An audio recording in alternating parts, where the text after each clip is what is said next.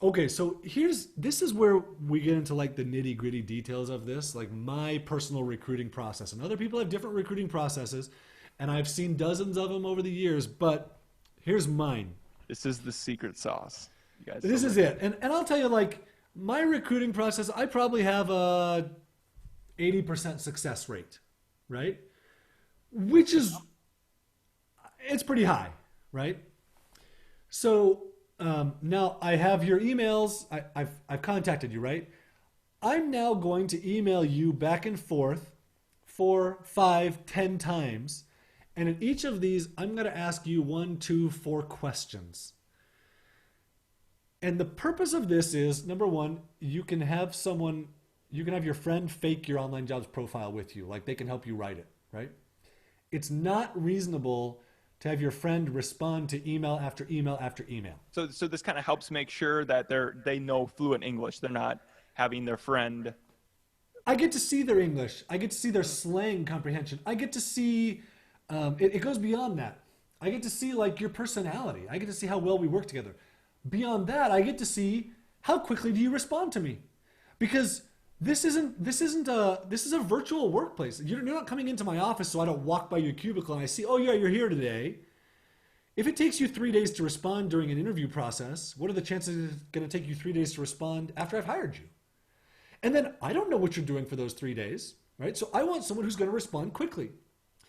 And then, And not a Brock Johnson. yeah, Sorry, John. Thank you for everything. um, I'm not an employee. I'm an entrepreneur. that's So right. with That's an right. I employee, get you it. want someone that's going to be on the response time. Right. So along with that, I also get to see like, so you respond quickly. You respond twice a day. Sweet, right? Because you got to take into account like when I send them an email, they may be asleep, right? They may have just gone to sleep, so it may take them 8 hours, right? Does it take them 24 hours? Like it's probably too long for me, depending on the position, right? Then I also get to see like I sent you 4 questions in this email. You only responded to 3 of them. Why? Right? Because if you're leaving out tasks in the recruiting process, chances of you not paying attention to details once I've hired you are pretty high, right? And that doesn't work for me. Um, and then I just get to interact with you. And what I've found is the more I interact with you, the more of a gut feeling I'll get of like, this guy says he's super talented, but man, this guy is responsible and reliable and he responds every time and his English is good. I've just found this process comes through, like 80%, right? The one thing I don't do, and this is the controversial thing, I don't do a Skype interview. And I'm going to suggest do not do it because Video or like Filipinos are shy. so the people that do it, because I actually tried a Skype interview once and we got on it, but it was very awkward and no video. Yeah. I was on video, but they weren't. So how many times did you do the interview? How many people? uh, well, there was several. Nobody would show their video. That's right. Yeah, and then some So people wouldn't like respond to even do the interview. that's right. So Filipinos are shy and they're scared of all kinds of things. So like they're scared of number one, maybe they don't have a microphone on their computer, right? And spending $15 to buy a microphone is like for a job that I might not get. I'm not doing that, right? Or they're poor and they don't want you to see that, where they're sitting, their oven is right behind them, or they don't want you to hear the chickens clucking in the background, right? Filipinos are they're all super embarrassed about their chickens. What? Yeah, dude. Chickens. I mean, yeah, because you'll hear chickens clucking in the background on almost every single time you do this. I just had one of my girls say, "Hey, can we get on a phone call?" One of the people that works for me, and she's like, "Oh, I'm so sorry about the chickens." I'm like, I get it, right? I have chickens too. Don't worry about it. Yeah. But the chances of you scheduling 10 interviews or having 10 potential candidates, right? You have 10, you try and schedule interviews, only 4 of them are going to schedule, and only 2 of those are going to show up. Oh, and the best one might have never applied. That's right, because they're too worried about this stupid Skype interview. So you lost 6 of them up front that didn't even schedule. 2 more of them scheduled just because you asked them to, but they were really hoping that you would cancel and they won't show up, and only 2 of them show up. Oh, I would So, agree with that though, completely. so in my skip the Skype interview, unless you have someone that is going to be talking on the phone, right? Like then you got to hear their voice, you know. For me, then at that point, so I've gone through the recruiting process. I have a really good idea of who I want to recruit, uh, I, or who I want to hire. I'm going to pick them and say, "You're hired," right? And now we can move on to like, here's the first task. Here's my policies and all that stuff. That's awesome. So, how do you actually choose that person? Where I'm trying to bridge the gap here is you ask questions with them. Like, what are you asking about? So I'll ask questions about like their experience. So you're going to be you're a webmaster, right? Show me stuff you've done. Tell me a project that you've had a hard time with. Tell me a problem you ran into that was really difficult, and how did you solve it, and why did you solve it? I'll ask, how much do you want to make? Do you currently have a job? Actually, this is an important one, I think. Do you currently have a job? Because that way I know, do they have a job or not? Because they don't know how I want them to answer that question. They don't know if I want them to say yes or no, right? So I usually get an honest response out of that. I'll ask, where do you live in the Philippines? Do you live with your parents? Do you have kids? Are you married? I'm asking a whole bunch of questions. Will you attach a picture of a pink Cadillac to your response? And that's another one of those like, hey, are you paying attention to the details, right? Because if you can't, oh yeah, so let me talk about that for a second. This is important. It's not important, but this is really good. So attach a picture of a pink Cadillac to your response. I get three types of responses to that. Either they ignore it, which is like, okay, that sucks. Or they send me a picture of a pink Cadillac. Sweet, that's good. Or they question it. And they'll be like, hey, you asked me for a picture of a pink Cadillac in this response, and that doesn't make a lot of sense. Why are you asking for this? That's the best case. Person you want? Yeah, that's the best case. That means they're willing to challenge you and That say, is hey, very important and yeah, rare. like, sweet, dude. You're not always going to find this, but when you find it, like, look into detail with this person, right? Maybe I should just start recruiting people for like any position area and just asking for this pink Cadillac, waiting for that gold nugget who's questioning me and like, all right. The problem is I talk about this, so you'll get people that are like, oh, they know that the loophole. they know, Oh, right? no. But not everybody does, right? Yeah, so you've asked them questions about their situation in life, and then you want what is the most important one, the job, because here's something that we should probably address is some people afraid our VAs are having two jobs, and I know that is something that can happen at times. So how do you minimize or find that out? So you'll find typically that they're going to be honest with you. Okay. And in online jobs, like that first person that we looked at said they were already hired, right? Mm-hmm. I would never hire that person. They have two jobs. There's no way I want someone that works for me and only for me. And that'll come like I'm asking about it, and then I'm going to say afterwards, I expect you to work for me and only for me. And this is a long-term job, right? But there have been times where I've posted like the questions that I'll ask in interviews, and I have like a list of 15 questions.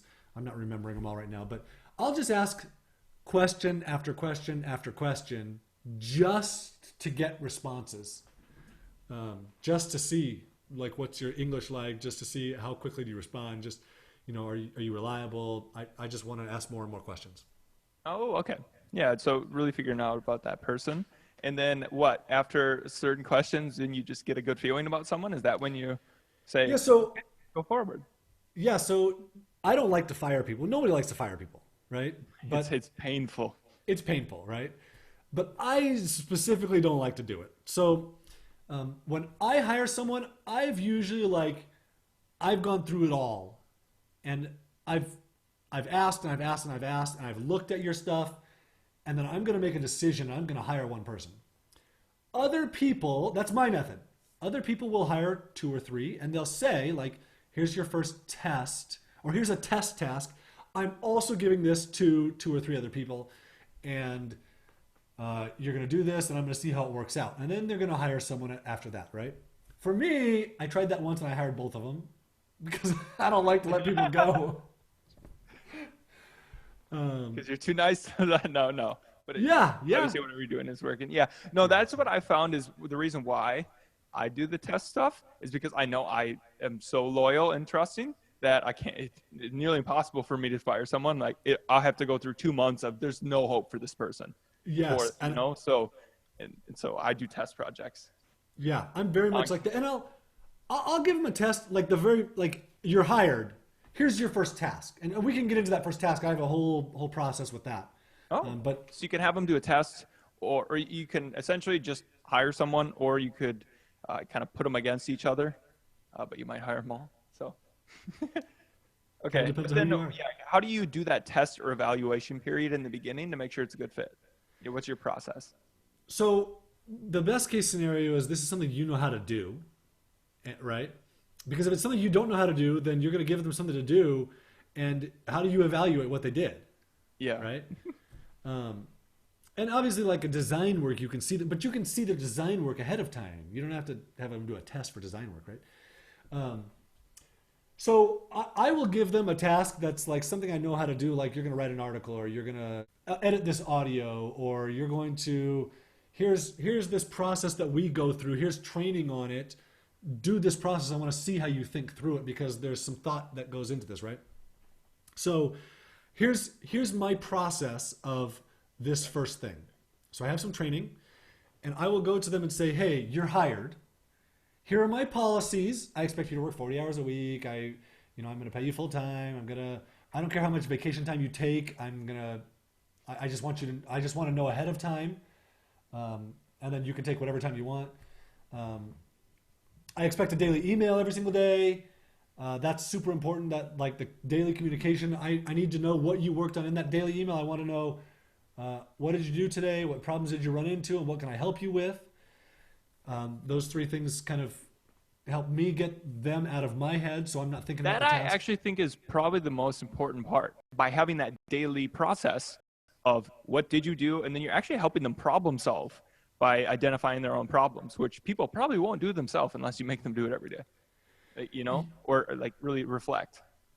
Yeah, so like that daily email is like critical to me because if you don't send me so the way my brain works is I'm going to give you something to do and then I'm done. Like I'm out. I'm working on something else, and that's how I'm very effective with what I do, right?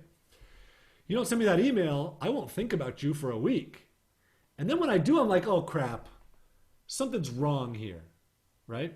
So that daily email, number one, brings them to my head so that I think about them, and then gives me time to like give them feedback and give them instructions and whatever. And then it's gone again. And that being gone again is super important to me, where I can then be super effective and efficient with my time and my brain power instead of thinking about all these other little things that they're doing, right? Oh, The first task, right? So I've hired you. Here's the first task. Here's what I want you to do. Here's training for what I want you to do. I want you to go through this training and I want you to try and figure it out, right? And then I want you to try and do the task. And when you get stuck on something, this is what I'm telling them. When you get stuck on something, because I know you're going to get stuck on something, I want you to Google it. See what you can find on Google for an answer. Ask your friends what they know about it. Try different stuff, even if you make it wrong. Try something different. Then, when you are stuck and you feel like you're not making progress, I need you to come to me. And I will help you solve the problem. I'm here to help you. I want to help you do your job well. This is a long-term thing. I need you to come to me. What you cannot do is don't disappear. So this whole thing... Make that clear. Do not disappear on me. Yes. That is happening.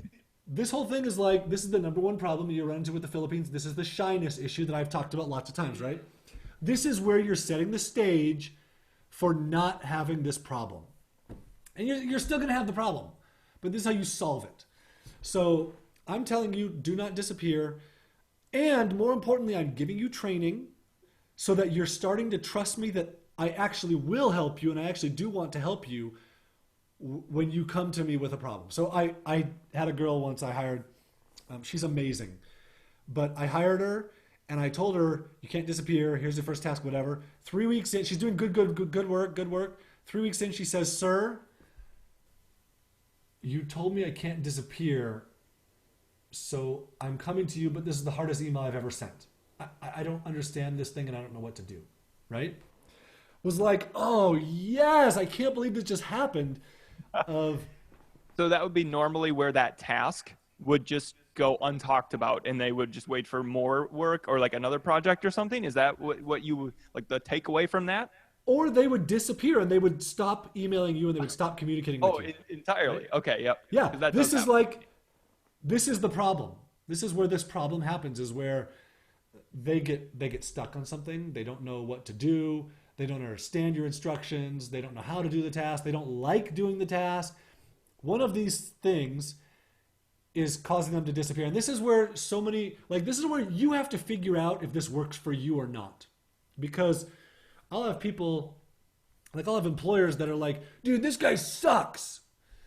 I'm like, whoa, what happened? Whoa, he did this wrong, and then he's just disappeared. I'm like, well, I'm betting that that's your instructions. No way, dude, my instructions were awesome. Here, look at them. And I look at his instructions and I'm like, dude, I have no clue what you're even asking for, let alone how to do it. Your instructions suck, right? So this process of like, don't disappear. I'm here to help you. Try this, Google it, ask your friends. But I want you to come to me when you get stuck is critical for solving this problem. Yeah, that is true. So I've tried this before as well, and sometimes some people will, it's like you really have to force the please use me as a coach. If you do that, I can really help you. But getting people to do that I found is one of the hardest things So for me personally.